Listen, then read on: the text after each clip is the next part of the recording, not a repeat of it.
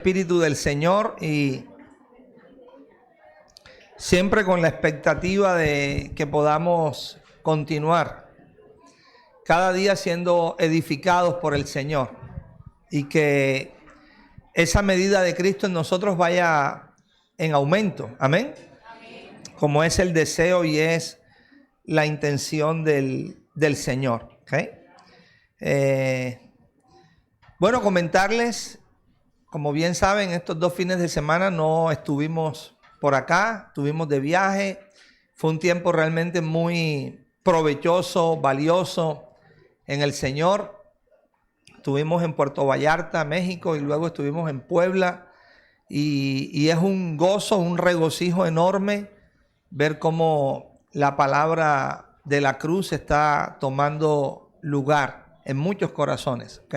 Muchos corazones. Y está siendo recibida, está siendo abrazada, y eso nos motiva grandemente, ¿ok? Para seguir adelante, seguir avanzando, y que, bueno, de la misma manera, todos y cada uno de nosotros, donde quiera que estemos, también podamos continuar recorriendo este camino nuevo y este camino vivo. Amén. Bueno, vamos a compartir en esta mañana algo que lo he titulado "Esto quiere el Señor". ¿Okay? Esto quiere el Señor. Y primero quiero empezar agradeciendo al Señor por esta obra gloriosa que Él lleva a cabo en nuestros corazones. Sin esta obra realmente nosotros no tendríamos ninguna esperanza, ¿ok?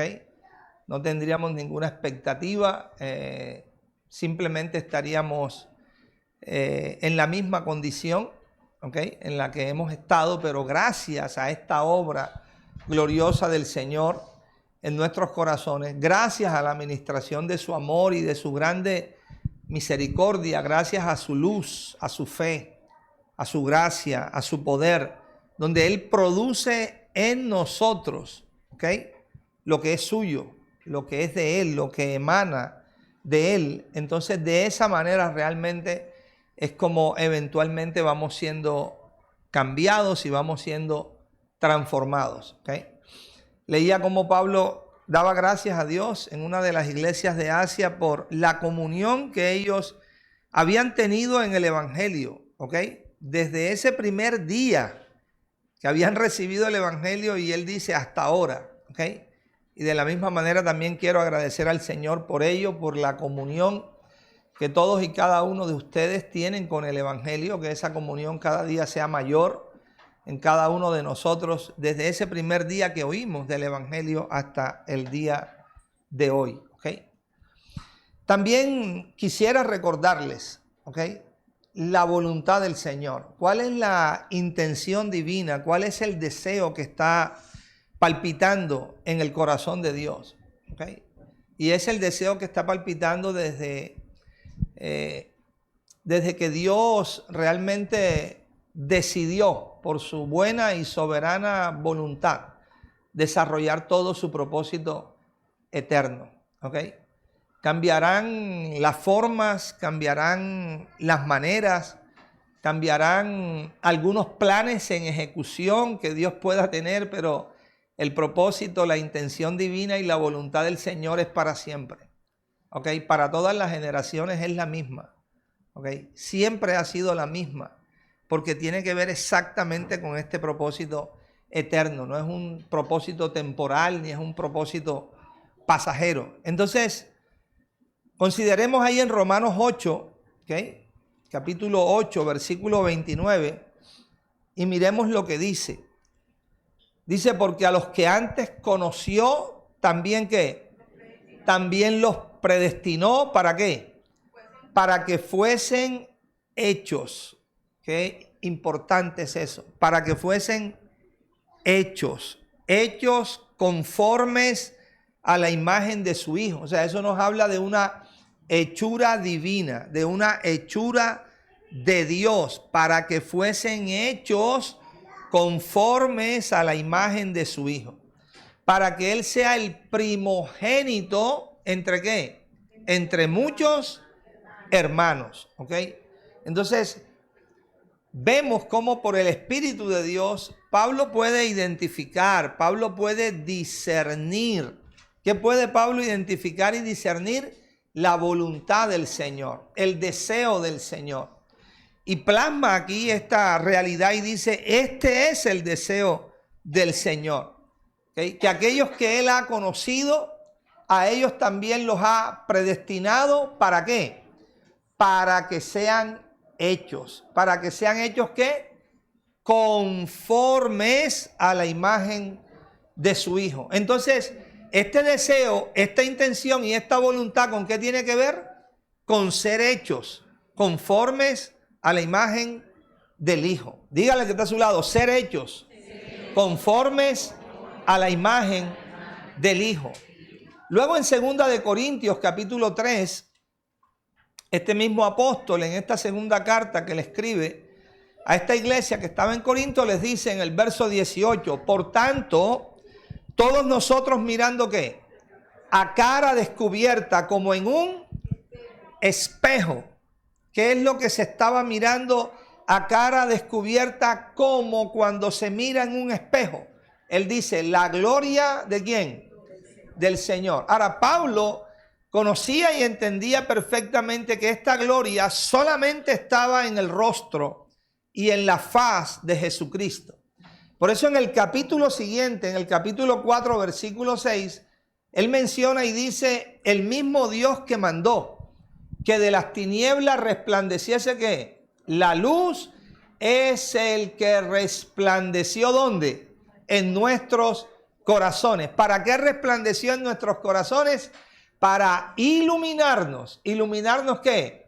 El conocimiento de la gloria de Dios, de la sustancia de Dios, de la plenitud de Dios, del peso completo de Dios. Y dice que esta gloria, este peso completo, ¿dónde está? En la faz y en el rostro ¿de quién?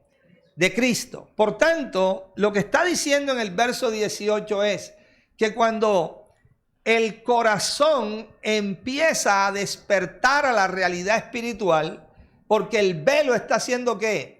Quitado, y quien lo quita precisamente es el Señor, y lo quita cuando el corazón se vuelve a Él. Entonces el corazón empieza a ver a cara descubierta, empieza a ver a cara sin velo, y usa esa analogía y dice, es como cuando uno se mira en un espejo y lo que ve en ese espejo es la gloria del Señor.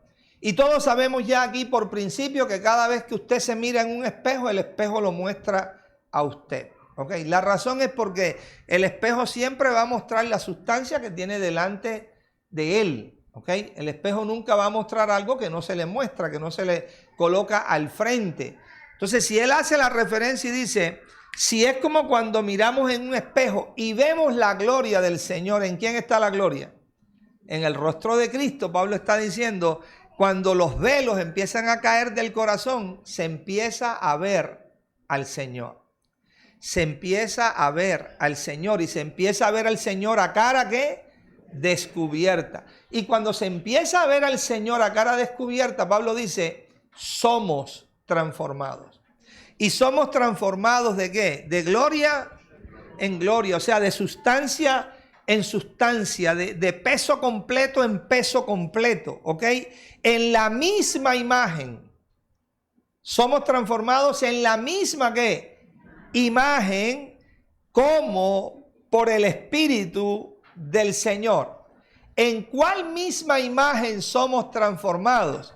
En la imagen sustancial que estamos viendo. ¿A quién estamos viendo? A Cristo. Por eso el deseo del Padre siempre ha sido el mismo, ¿ok? Que el hombre llegue a ser transformado a la imagen ¿de quién? De su Hijo, ¿ok? Por eso cuando leímos ahorita en Romanos 8:29, expresó lo mismo pero con diferentes palabras. Él nos ha predestinado para ser hechos ¿qué? Conformes a la imagen de su Hijo. Luego leemos en Gálatas capítulo 4, versículo 19. Y encontramos ese mismo deseo plasmado. Hijitos míos, por quienes vuelvo a sufrir ¿qué? Dolores de parto hasta que ¿qué? Hasta que Cristo sea formado. Observe que todo lo que estamos identificando es una obra interna de Dios en el corazón nuestro, para conformarnos a la imagen del Hijo, para que Cristo sea ¿qué? Formado en nosotros. Luego continúa en Colosenses capítulo 3, o sea, fue algo consistente a lo largo de sus epístolas. ¿Ok? En Colosenses capítulo 3 lo expone de la siguiente manera. Verso 10. Y revestidos del nuevo, el cual conforme a la imagen del que lo creó se va ¿qué? Renovando. ¿Hasta dónde? Hasta el conocimiento pleno, donde no hay griego ni judío, circuncisión ni incircuncisión, bárbaro ni escita, siervo ni libre, sino que Cristo es todo y en todos. Vuelve nuevamente a establecer el mismo principio. Dígale por favor al que está a su lado, esto es lo que el Señor quiere. Esto es lo que el Señor quiere, que seamos conformados a esa imagen, a la imagen de su Hijo. Esa es la intención del Señor. Pero hay abundancia, ¿ok?, de testimonio escritural, donde cada uno de estos apóstoles pudo plasmar esa intención divina que estaba siendo revelada y que estaba siendo manifestada en sus corazones. Luego Pablo en Primera de Tesalonicenses 4:3 lo expone de la siguiente manera y dice: pues la voluntad de Dios es vuestra santificación. ¿Cuál es la voluntad de Dios? Vuestra santificación. Que os apartéis ¿de qué? De fornicación. Que cada uno de ustedes sepa tener su propia esposa o su propio vaso en santidad y en honor. Eso es lo que Dios ¿qué? Quiere, lo que el Señor desea. En Tito capítulo 2, versículo 10 y versículo 11 o 11 y 12 nos dice que la gracia de Dios se ha manifestado para salvación a todos los hombres. Y el 12 dice que esa gracia nos enseña. ¿Qué nos enseña? Nos enseña a renunciar, nos enseña a contradecir, nos enseña a negar toda impiedad, ¿ok? Y toda injusticia. Pero también dice que esa misma gracia nos enseña a vivir en este sistema sobria, justa y ¿qué? Y piadosamente. Diga, esto es lo que el Señor quiere.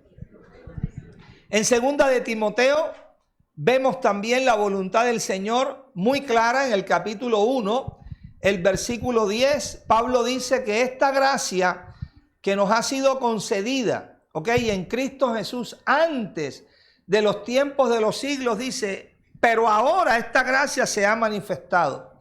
Y se ha manifestado por la aparición de nuestro Señor Jesucristo, el cual quitó la muerte y sacó a luz la vida y la inmortalidad por el Evangelio. Eso es lo que el Señor desea, quitar la muerte. ¿De dónde? De los corazones de los hombres y sacar a luz la vida y la inmortalidad. ¿De dónde? De los corazones de los hombres. Así es como esta obra de transformación se va llevando a cabo. Esta es la voluntad del Señor. En 2 de Tesalonicenses también está registrado, Pablo lo declara de la siguiente manera, en el capítulo 2, versículos 13 y 14, y dice: pero nosotros debemos dar siempre gracias a Dios respecto a ustedes, hermanos amados por el Señor, de que Dios os haya escogido desde el principio, ¿para qué? Para salvación. Una salvación que se experimenta, dice, mediante la santificación por el Espíritu y la ¿qué? Y la fe en la verdad, a lo cual os llamó mediante nuestro evangelio para alcanzar la gloria de nuestro Señor ¿qué? Jesucristo. Sigue siendo evidente la voluntad del Señor, escogiendo para salvación en el Hijo mediante la santificación que solamente puede ser llevada a cabo por el Espíritu y la fe en la verdad, ¿ok?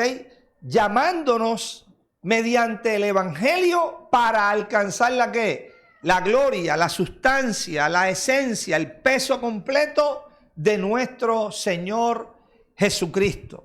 En Primera de Pedro capítulo 1:9 sigue consistentemente y ahora otro apóstol dice, bueno, este es el fin de nuestra fe. ¿Cuál? La salvación de nuestras almas. O sea, que nuestras almas lleguen a ser transformadas a la imagen del Hijo de Dios.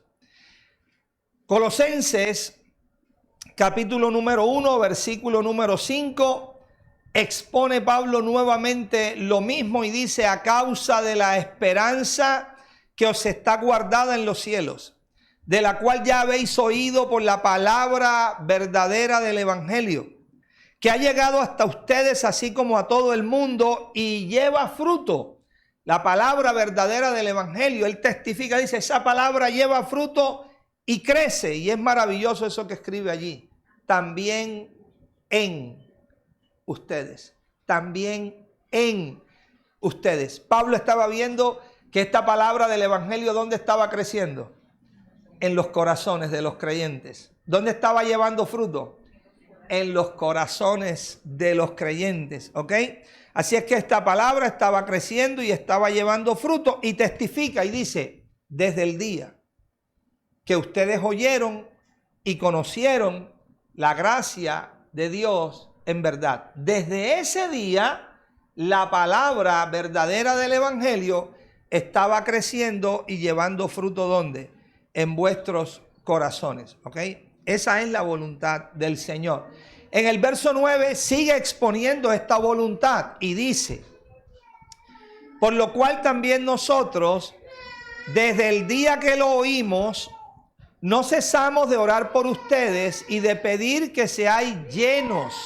¿Llenos de qué? Del conocimiento de su voluntad en toda sabiduría e inteligencia espiritual. Esa es la voluntad del Señor. Quiere que todos nosotros seamos ¿qué?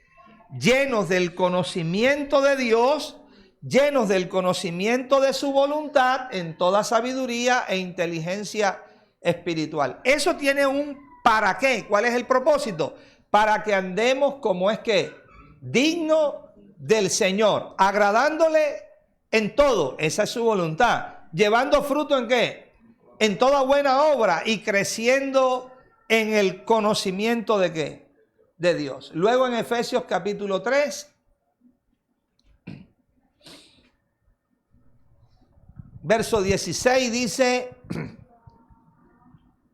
que Pablo está orando, doblando sus rodillas delante del Señor para que le sea dado a la iglesia, conforme a las riquezas de su gloria, el ser fortalecidos con poder en el hombre interior por su espíritu. Eso es lo que él desea, es lo que ha recibido del espíritu del Señor. La voluntad del Señor es esa. Y en el 17 dice algo muy concreto, para que habite ¿qué? Cristo por la fe en vuestros corazones. Y qué interesante, porque esa palabra habitar tiene que ver con presencia gobernante. La palabra habitar tiene que ver con ¿qué? Presencia gobernante. Él quiere que Cristo habite por la fe en nuestros corazones. ¿Qué está diciendo? Quiere que Cristo llegue a ser el gobierno de nuestros corazones. ¿Para qué? ¿A fin de qué? Que podamos estar arraigados y cimentados ¿en qué? Nadie puede estar ni arraigado ni cimentado en amor si Cristo no es el gobierno de su corazón. Nadie, eso no es posible. De esa manera podemos llegar a ser plenamente capaces de comprender con todos los santos cuál sea la anchura, la longitud, la altura y la profundidad, y que podamos conocer el amor de Cristo que excede a todo conocimiento, para que seamos llenos ¿de qué? De toda la plenitud de Dios. Esa es la voluntad del Señor. También la voluntad del Señor en el capítulo siguiente, capítulo 4, verso 15, se muestra. Dice que siguiendo o hablando la verdad en amor, crezcamos en todo en aquel que es la cabeza. ¿Esto es qué? Cristo. ¿Cuál es la voluntad de Dios? Que crezcamos en todo. ¿En quién? En aquel que es la cabeza. ¿Quién es la cabeza? Cristo. Eso es lo que Él desea. Y en el versículo 21 también se expone la voluntad del Señor. ¿Ok? Esa voluntad es que le podamos oír, que podamos ser enseñados por Cristo, ojo, conforme a la verdad que está en Jesús. Conforme a la verdad que está en Jesús, conforme a la verdad que está en aquel que es la vida misma.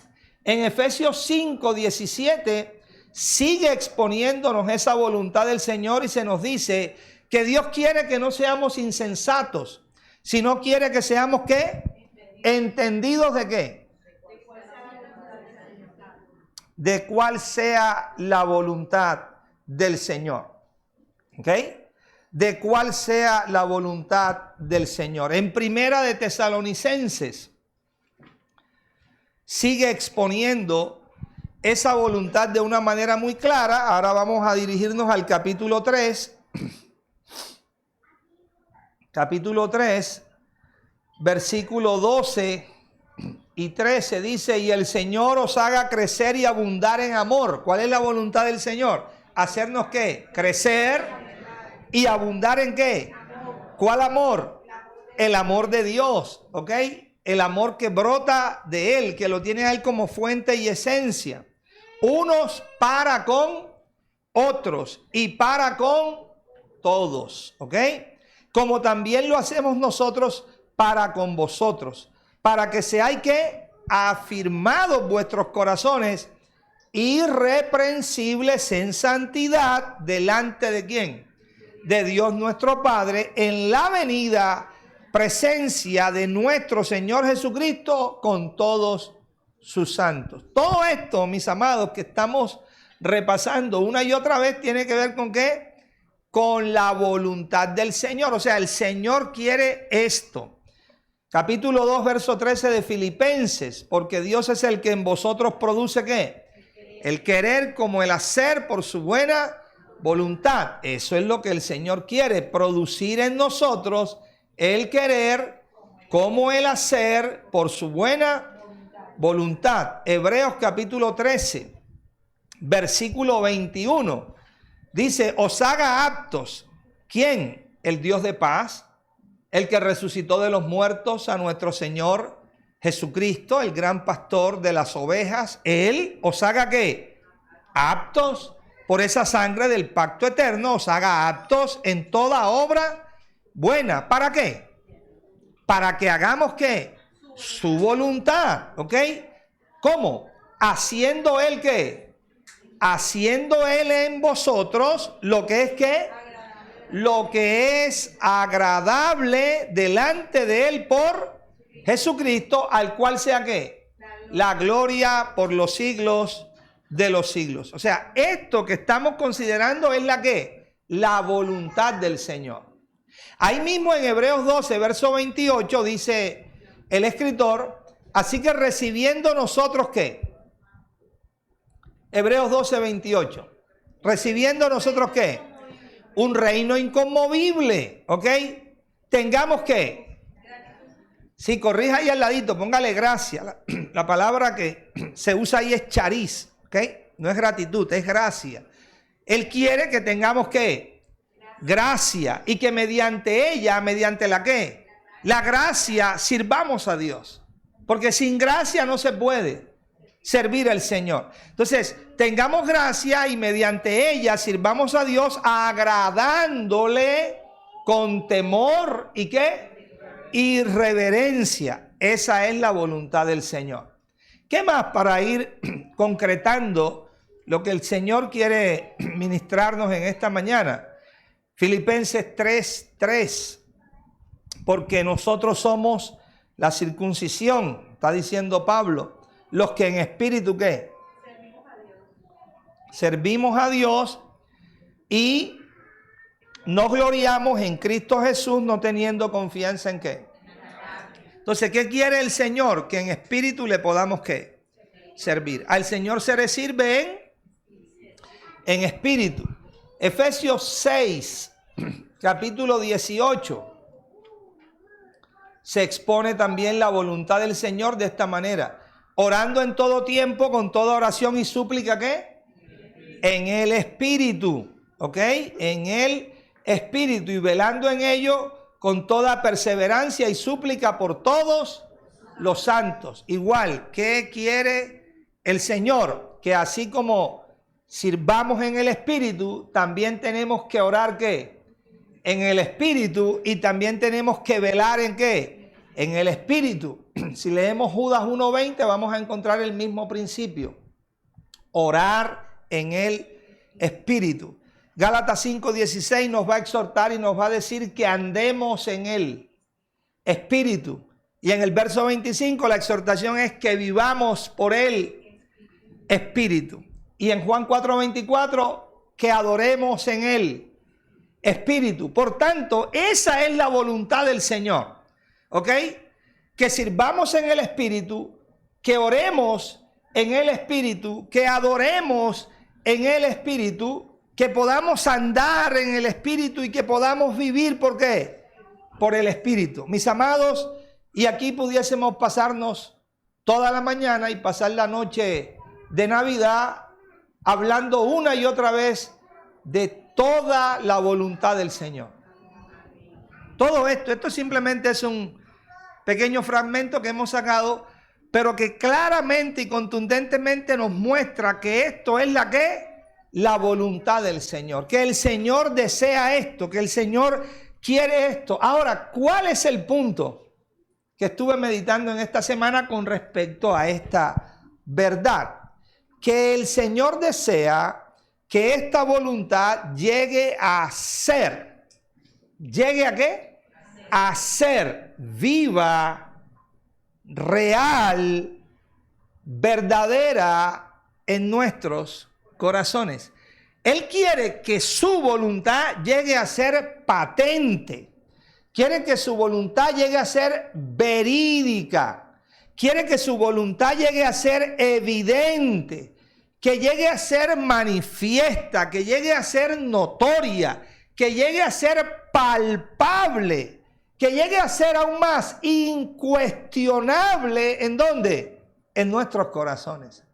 No que la voluntad del Señor sea algo utópico para nosotros, sea algo ilusorio, sea algo imaginario, sea algo fantasioso, ¿ok? Que nosotros simplemente podamos repetir aquellas verdades, pero que no llegamos a conocer íntimamente e internamente y profundamente esa verdad, ¿ok? Ahí está la diferencia. Eso es lo que el Señor quiere.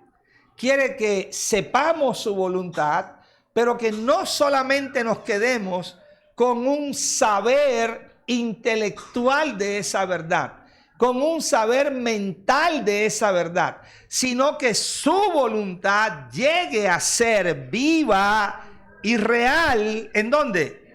En nuestros corazones.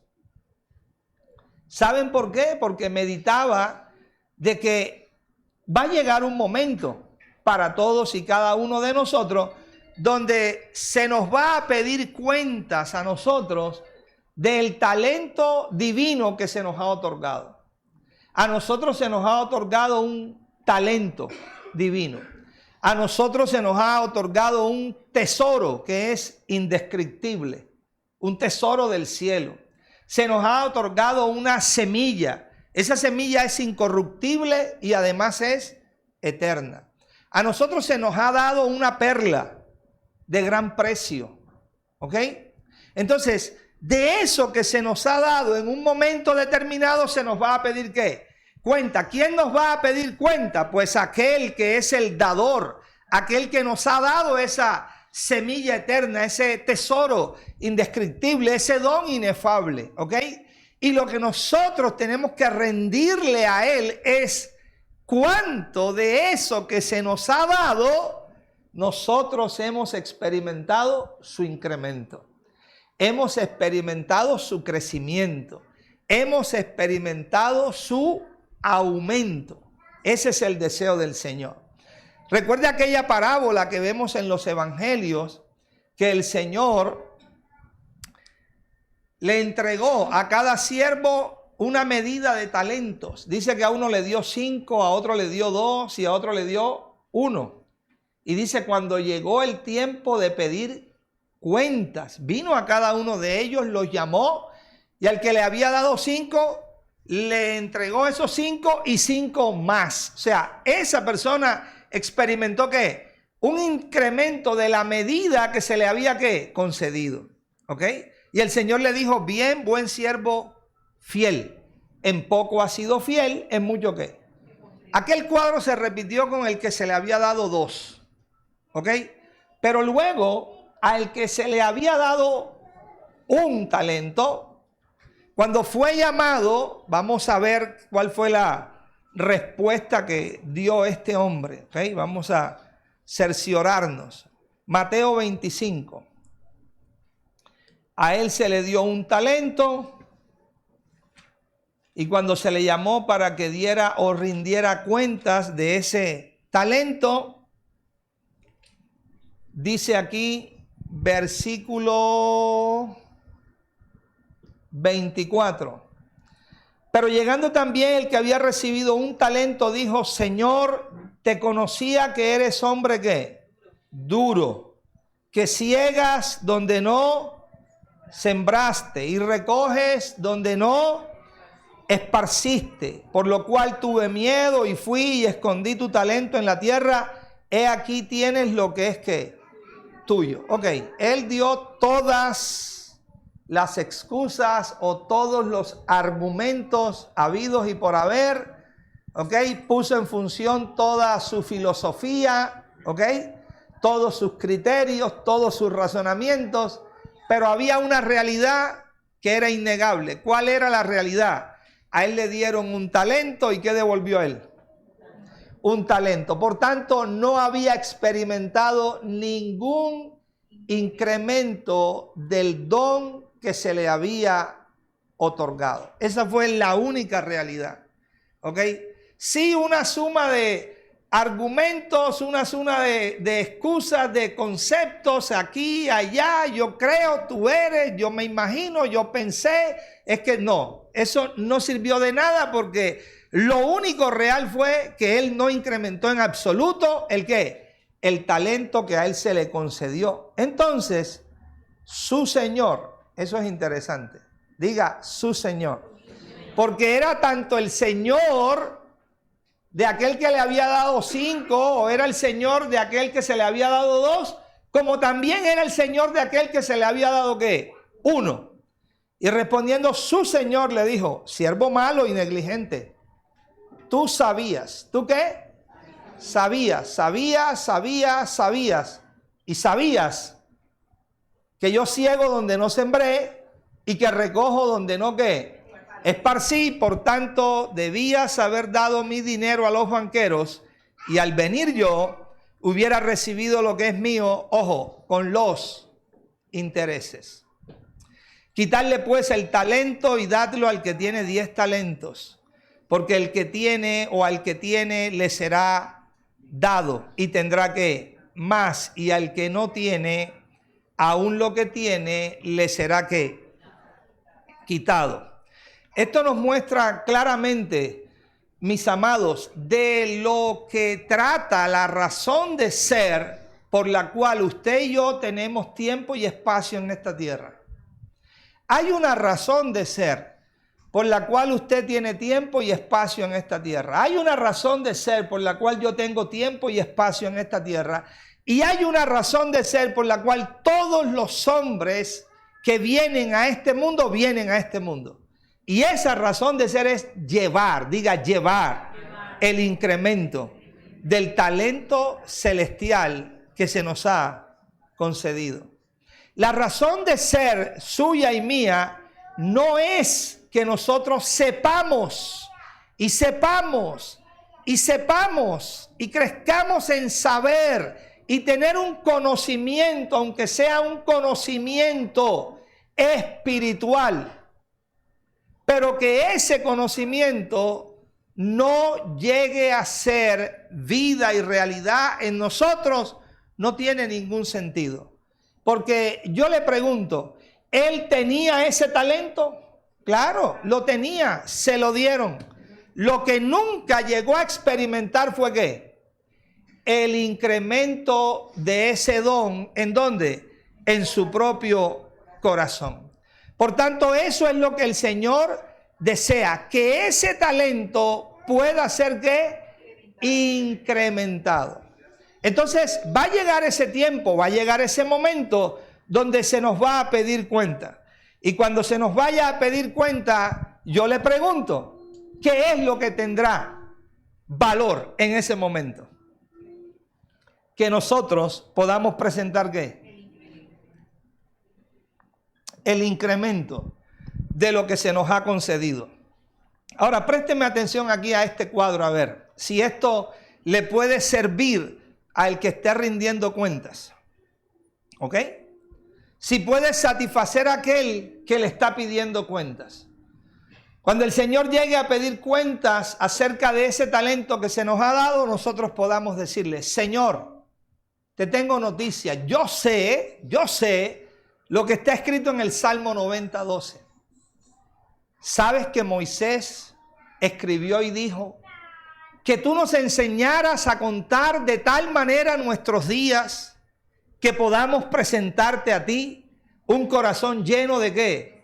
De sabiduría? Yo sé eso, Señor. Yo sé esa verdad es poderosa. Yo lo sé. Ok.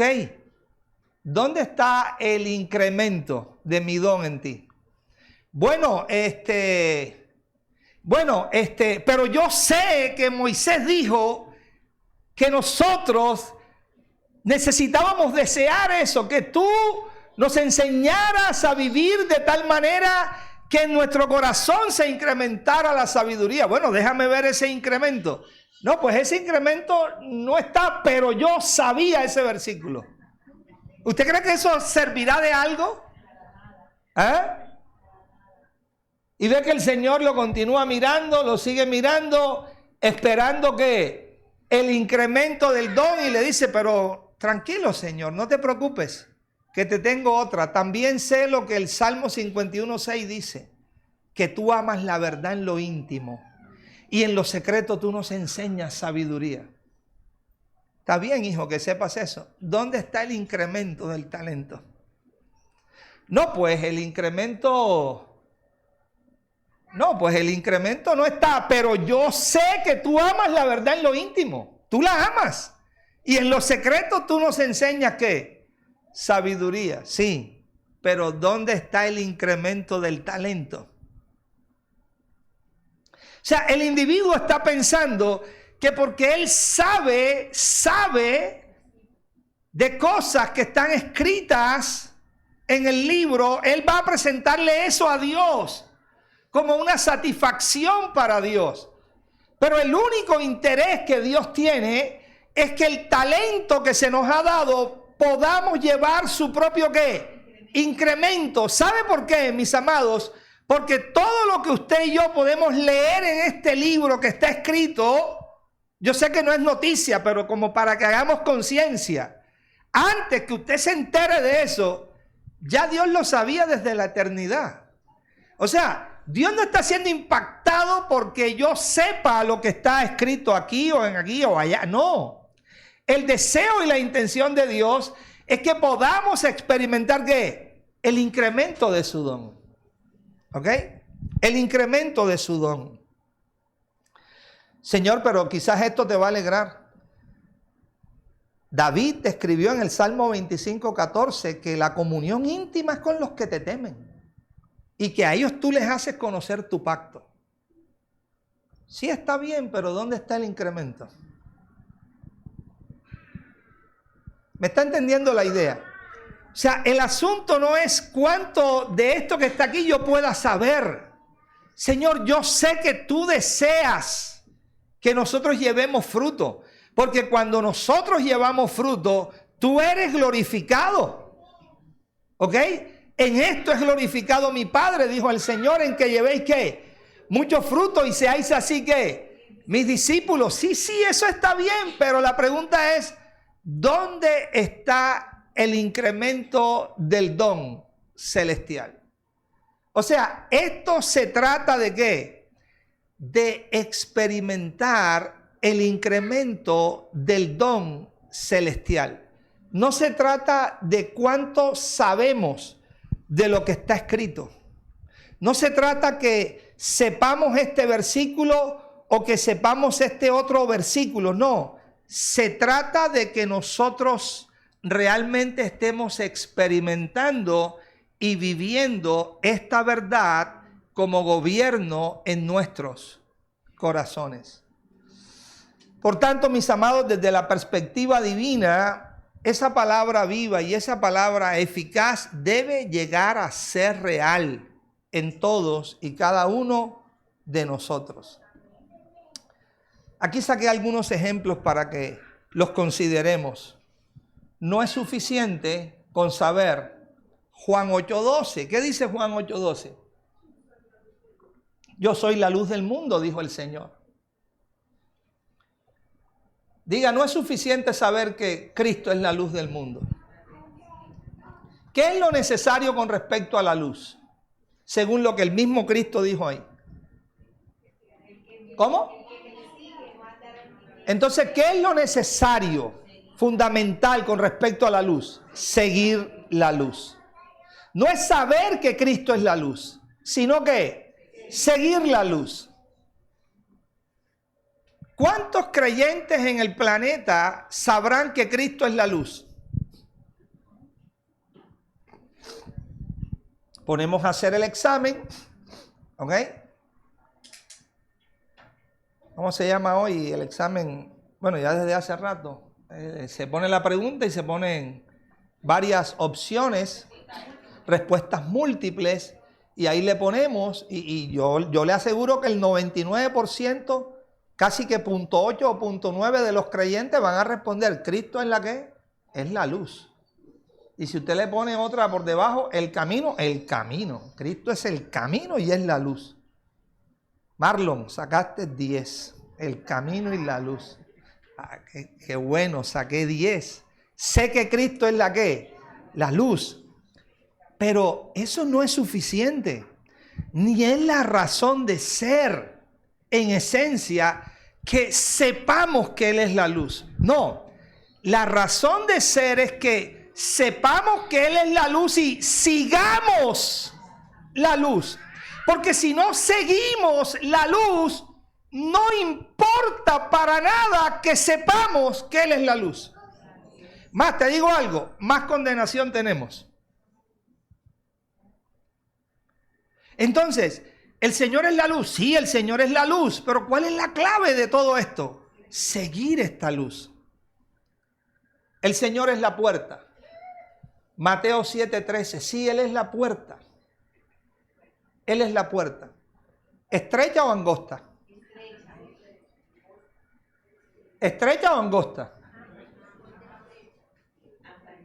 Pregunto, ¿Él es la puerta estrecha o angosta? ¿Estás seguro? ¿Estás seguro? Entonces, Él es la puerta estrecha.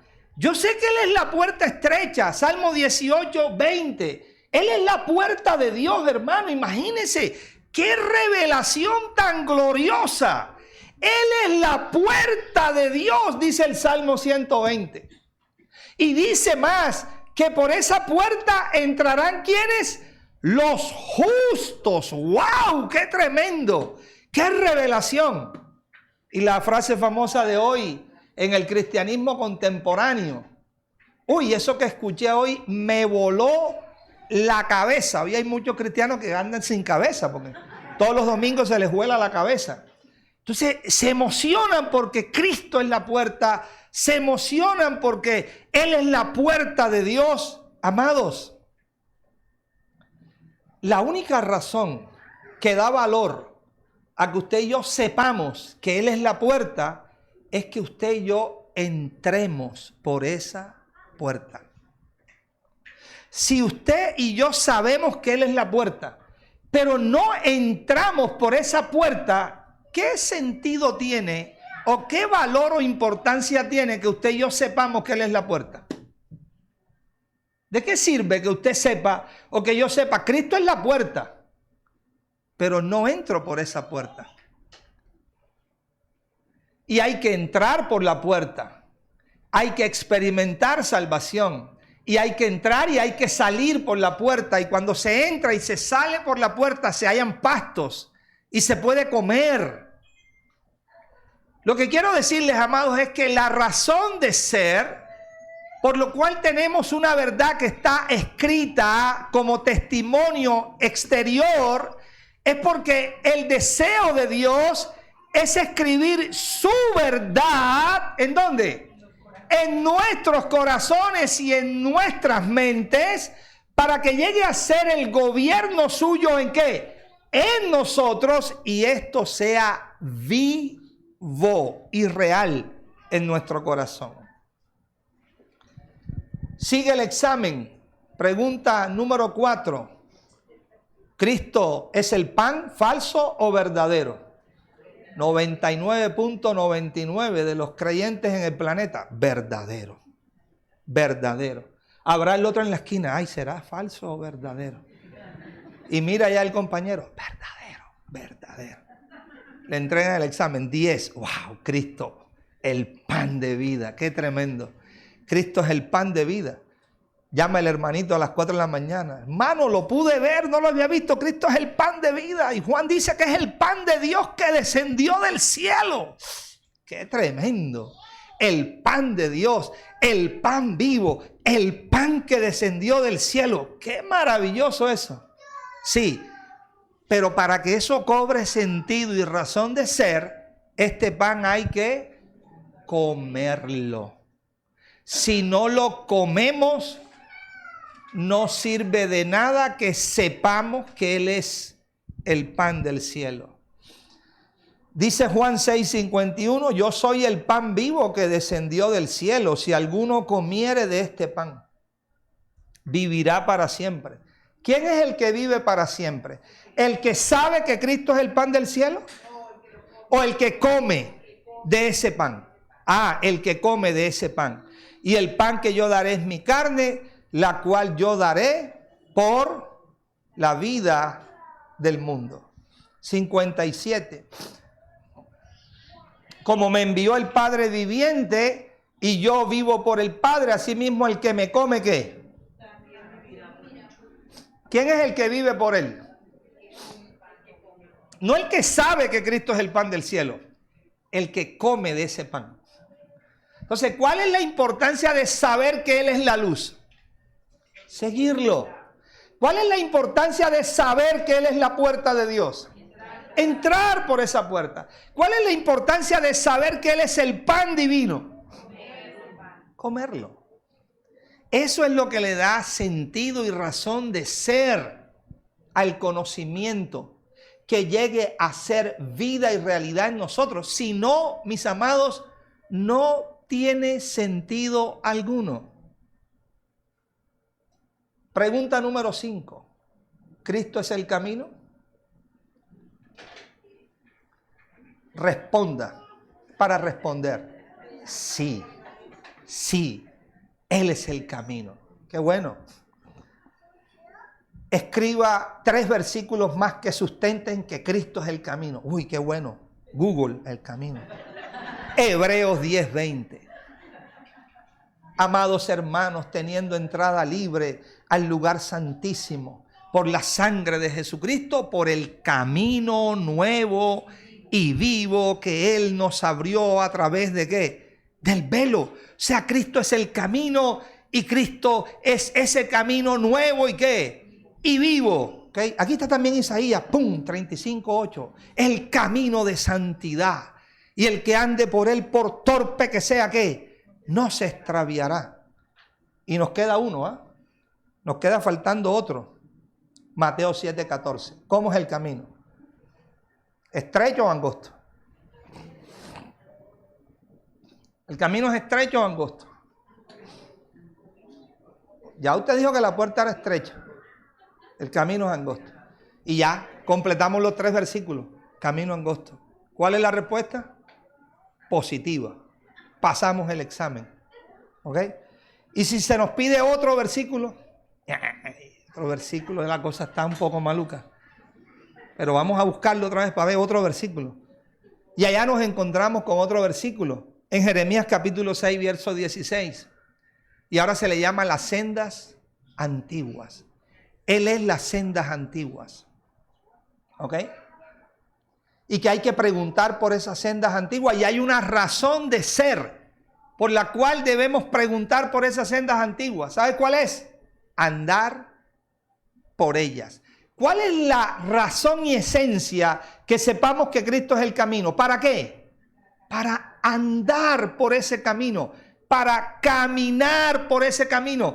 Eso es lo que da valor a que Él sea ¿qué? El camino, que podamos ¿qué? Caminarlo, conocerlo, experimentarlo. Y así, mis amados, así usted busca una a una todas las realidades espirituales y se va a encontrar con la misma dinámica. Qué bueno saber que Él es la fuente de agua viva. Qué bueno es saber que aquel que beba de esa fuente de agua viva tendrá ¿qué? Vida eterna. Pero hay que beber ese agua. ¿Sí me estoy haciendo entender? Hay que beber ese agua, porque si no bebemos ese agua, entonces ¿qué sentido tiene que sepamos? Dijo mi amigo esta semana pasada que estábamos compartiendo allá en México, puso un ejemplo que me gustó mucho para ver la diferencia entre lo que está escrito y lo que llega a ser real. ¿Ok? A ustedes le informan ahorita que su casa se está incendiando. Señor te reprenda, pastor. Su casa se está incendiando y lo llaman. Su amigo le dice, mira, la casa se te está incendiando. Ya voy corriendo para allá. No tienes que correr. Yo te tengo la solución. ¿Cuál es la solución? Y te muestra un papel y el papel dice agua. Está escrito en el papel, agua. Letras grandes, brillantes, doradas. Aquí está ya. Con esto ya tú lo resolviste. ¿Tú necesitas qué? Agua abundante para apagar el qué? El incendio. Aquí tienes el agua.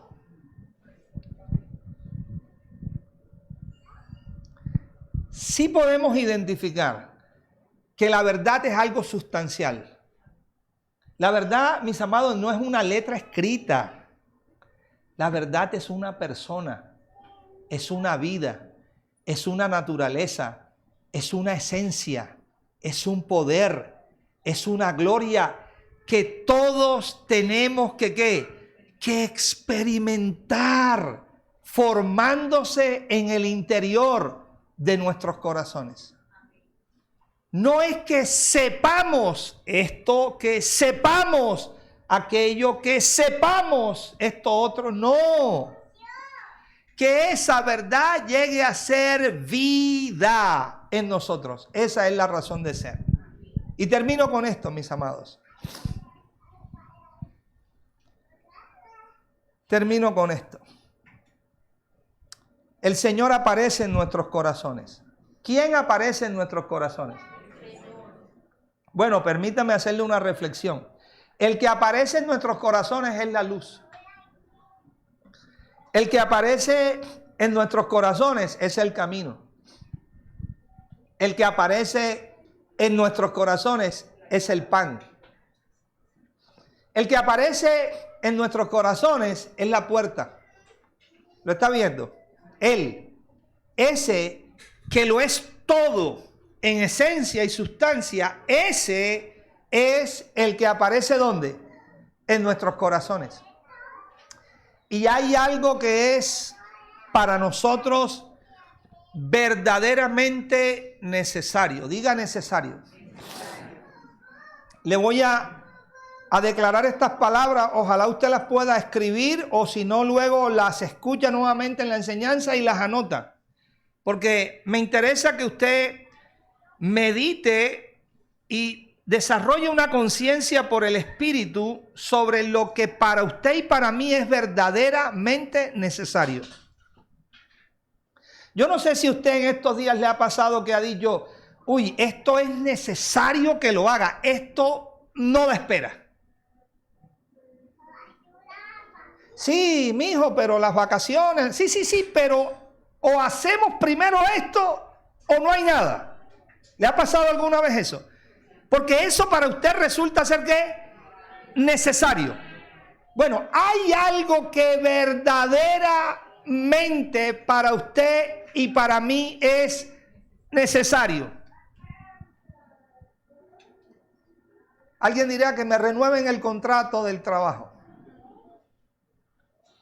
Ay, Señor, es necesario que mi hijo se deje de portar mal. Ay, Señor, es necesario que tal cosa o tal otra. Señor, es necesario que se me disparen las ventas aquí o allá. Ay, Señor, es necesario que este jefe cambie porque ya me tiene aburrido. ¿Qué voy a hacer? Amado, nada de esas cosas son necesarias. Es necesario, Señor, que mi mujer se organice más en el tiempo para que salga temprano. Es necesario que la muchacha cambie esa forma de cocinar porque esa comida no me gusta. Hermano, nada de eso es necesario. Yo quiero que usted vaya en esta mañana con una conciencia de que hay algo que es verdaderamente necesario. Diga necesario. Diga ineludible. ¿Qué es lo ineludible? Hay algo que es necesariamente apremiante en usted y en mí. Hay algo que es necesaria, pero necesariamente inaplazable. Inaplazable. Que es perentorio, que no da espera, que es impostergable, que resulta ser imperativo para usted, inminente para usted y para mí. Una cosa. Y eso es la sumisión, diga la sumisión interna de nuestra alma a la voluntad de Dios. Eso es lo único que resulta ser inminente, ineludible, necesario, irreemplazable, imperioso, impostergable e inminente. La sumisión interna de nuestra alma a la voluntad de Dios, rindiéndonos a la luz de Cristo que alumbra en nuestros corazones. ¿Y sabe por qué esto es necesario, inminente, perentorio, impostergable? ¿Sabe por qué? Porque esa es la manera divina como lo que yo sé con mi mente, lo que yo sé llega a ser vida y realidad en mi corazón.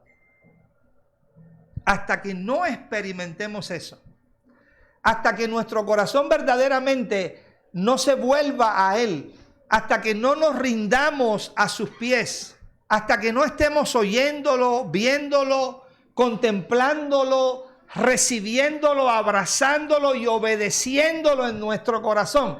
Hasta que eso no lo experimentemos, esta verdad no llega a ser la verdad que gobierna nuestros corazones. Sin importar cuánto sabemos de ella.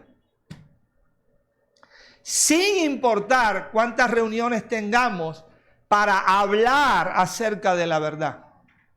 Sin importar que ya nombramos 6 versículos donde aparece que Él es el camino, pero voy a buscar más y voy a descubrir que son 12 versículos. Y ya conozco que hay 3 que dicen que es la puerta, pero tienen que haber más. Y voy a identificar que no, que descubrí que hay 7 que son la puerta, que dice que Cristo es la puerta. No sirve de nada, mis amados. Para que eso tome valor, para que eso tenga un sentido, para que eso tenga una razón de ser verdadera, nosotros necesitamos la sumisión interna de nuestra alma a la voluntad de Dios, obedeciendo la luz de Cristo que alumbra en nuestros corazones. Porque es lo que Dios ama. Dios ama la verdad en lo íntimo. Dios ama la verdad en lo secreto. En lo secreto Dios enseña sabiduría. En lo secreto Dios revela al Hijo.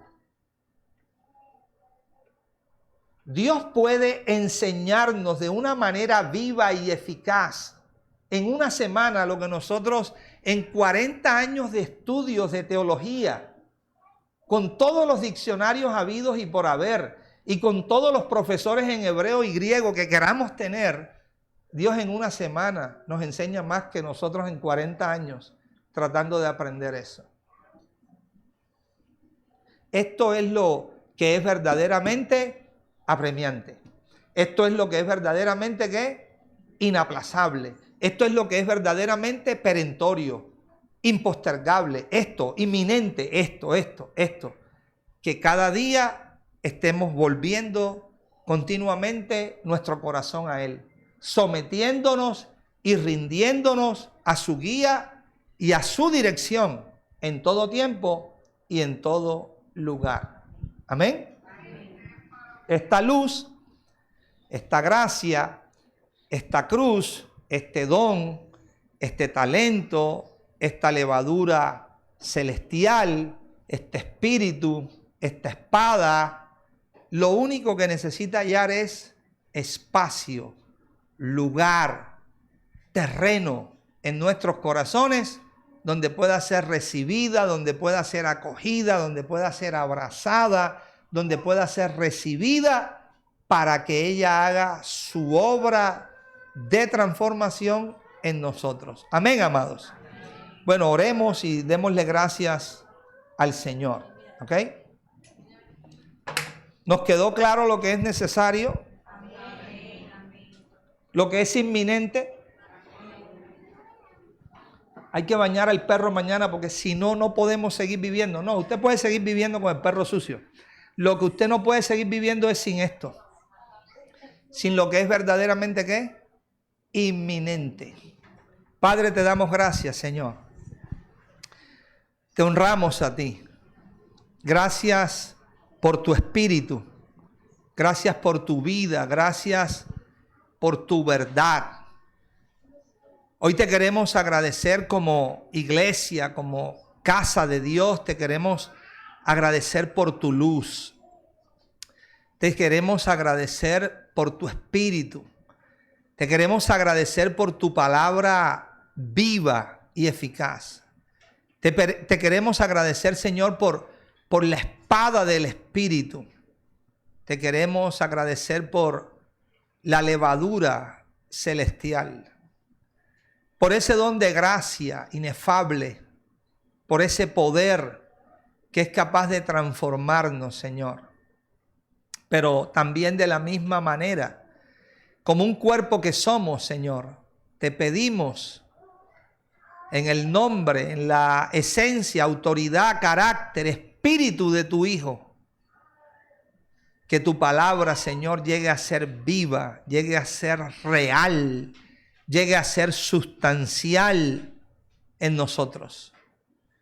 Que tu don se incremente en nuestros corazones. Que podamos crecer en todo, en aquel que es la cabeza. Esto es Cristo.